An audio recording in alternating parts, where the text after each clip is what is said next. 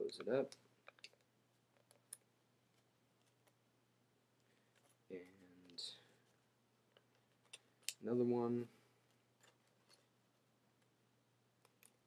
bring this line, that line,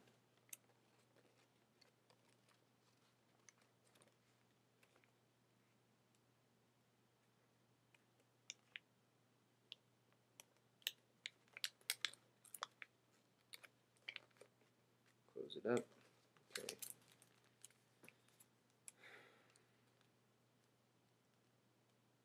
So we just have this one, this one, this one, and this one to go.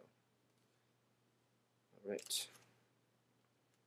Now to make it easier on ourselves, see, we have these 4 flaps, kind of 4 groups of flaps.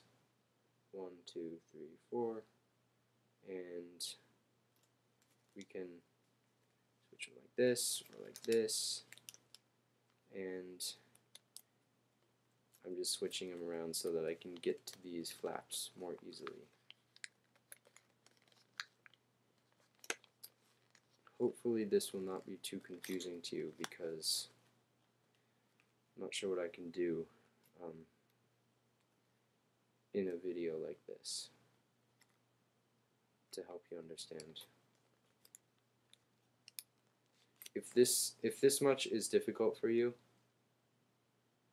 you need to practice a lot of origami and come back later. There's probably a lot of free instructions online, whether videos or diagrams, and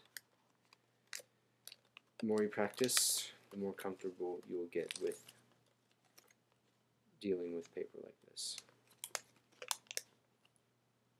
Okay, so, oh, by the way, see how this edge is kind of sloppy? I'm fixing it. Now it's a nice point. Okay. Okay, we're almost done. We're almost done with this step. We're almost done. We have 2 more.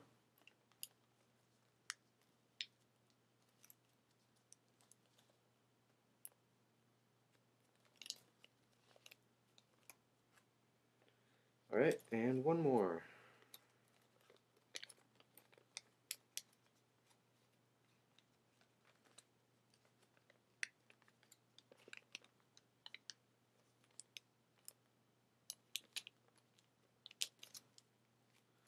Okay. As you can see, it looks like a kite. We're back to the shape that we had. And it's closed at the top with these 4 flaps. At the bottom, it looks like a octopus or something, because it has 8 points. And these 8 points are what is going to allow us to make a zergling with 6 legs, a tail, and a head. Okay. This isn't even quite a frog base yet. We have one more step that it will take to turn this into a frog base, but we're almost there. Next thing we need to do is first pre-crease by folding this top edge to the center crease, and we'll do that on all 4 of them. So again, make sure it's very precise, crease it sharply, and continue on all 4 sides. Okay, 2 more to go. This line to this line, folds kind of in the middle. Bring it closer as well.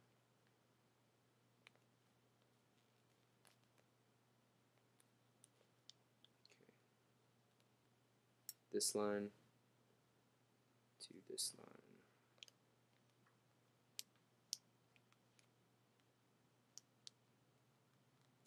Alright, and as you can see, it creates a sort of diamond shape that's pretty much symmetrical. So once you get there, we can unfold this, and still looks the same. It just has these creases on it. Next step could be a little tricky. Oops.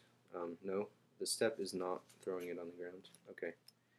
The next step is what's called a squash fold. So if you look at one of these flaps, you can see it actually opens up to a bunch of things. And there's kind of these two little flaps inside. If you can see them, there's like one here and one here. Looks kind of like an M. So what you're going to want to do is put one of these flaps on one side, one of these flaps on the other side, and then put your finger in between them.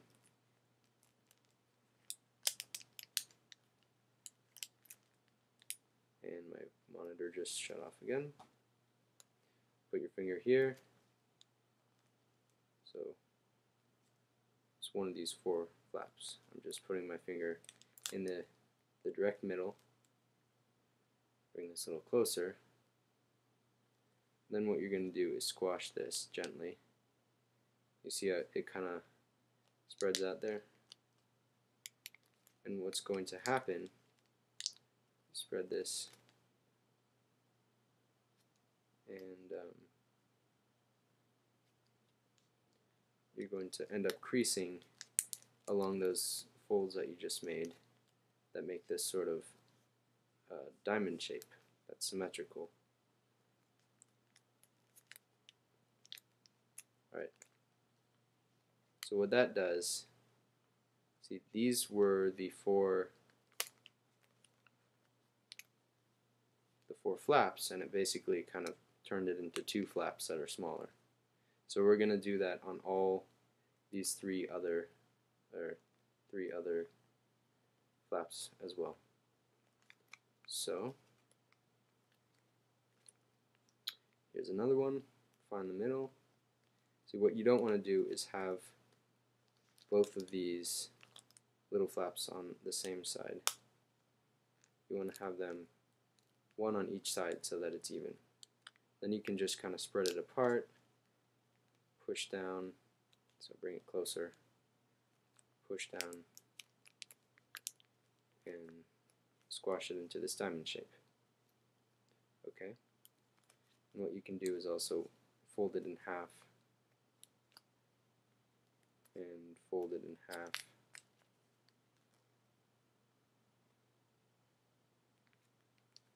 And so you can more easily get to these remaining two flaps.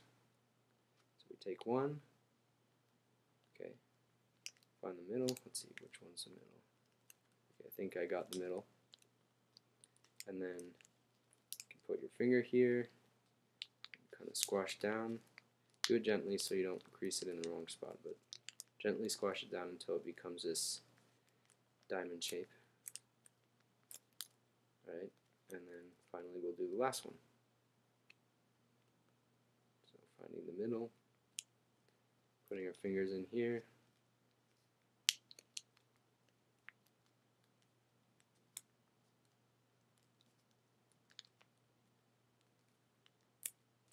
alright, so we have just successfully completed the blinched frog base.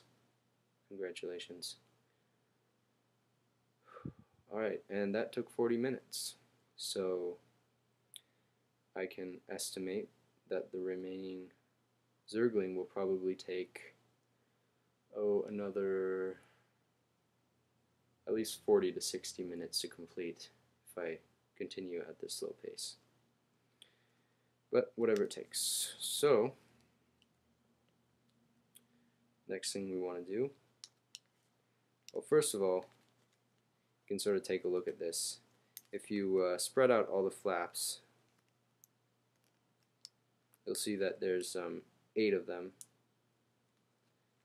corresponding to 8 points at the bottom. You keep the points at the bottom and the center at the top.